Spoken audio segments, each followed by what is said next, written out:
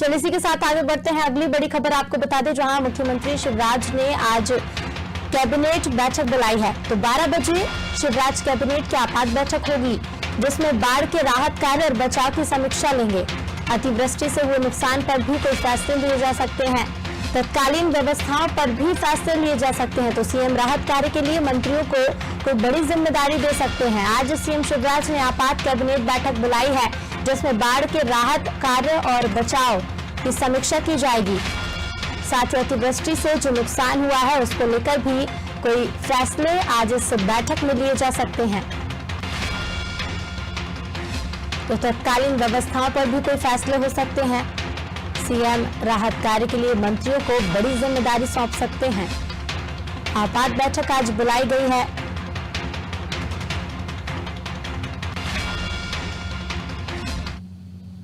चलिए, तो किस तरह से आपात बैठक कैबिनेट की आज होने वाली है जान लेंगे। हमारे साथ दुष्यंत लगातार बने हुए हैं। दुष्यंत, सीएम शिवराज ने आज कैबिनेट की आपात बैठक बुलाई है, जिसमें बाढ़ के राहत और बचाव कार्य की समीक्षा होनी है। क्या कुछ फैसले लिए जा सकते हैं, क्या कुछ चर्चा होगी इस बैठक में?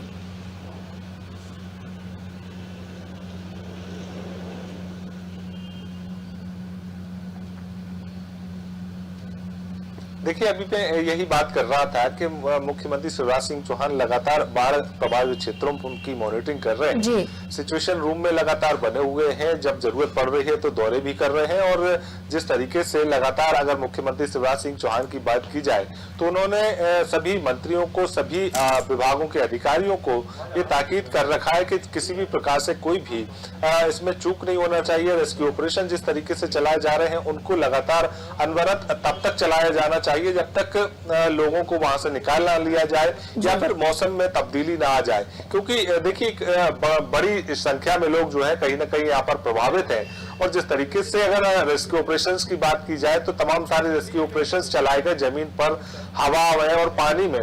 तो तमाम सारी जगहों से लगभग 30,000 लोगों को निकाला भी गया।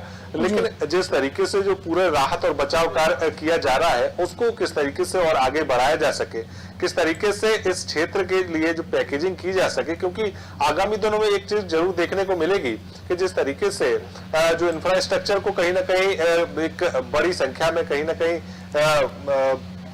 क्षति पहुंची है, तो उस इंफ्रास्ट्रक्चर को किस तरीके से सुधारा जाए और इंफ्रास्ट्रक्चर पर किस तरीके से विकास कार्य किए जा सकते हैं। क्योंकि कहीं ना कहीं जुड़ाव जो है वो इसी इंफ्रास्ट्रक्चर के माध्यम से एक दूसरे क्षेत्रों से जुड़े हुए हैं। और अगर यही इंफ्रास्ट्रक्चर क्षतिग्रस्त हो जाएगा या फिर ध्वस्त हो जाएगा तो कहीं ना कहीं इससे नुकसान जो है सीधा सीधा होगा लोगों को।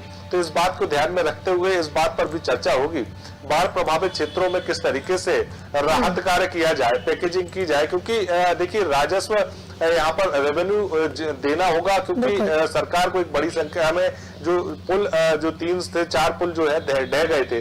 साथ ही साथ जिन क्षेत्रों में बाढ़ आई उन क्षेत्रों में कई मकान भी हैं जो ढह गए थे। तो उन लोगों को किस तरीके से राहत दी जाए इस पर भी विचार किया जाएगा। कई सारे मंत्री हैं तो उन मंत्रियों को भी अलग अलग जिलों में अलग अलग क्षेत्रों की जिम्मेदारी जो है वो सौंपी जा सकती है। पूरी बाढ़ प्रभावित क्षेत्रों की जो काम किए जा रहे हैं उनकी समीक्षा भी की जाएगी। तो ऐसे तमाम सारे जो क्लॉज हैं उसको लेकर मुख्यमंत्री शिवराज सिंह चौहान की अध्यक्षता में आज जो कैबिनेट बैठक बुलाई गई है उस कैबिनेट बैठक में चर्चा होगी।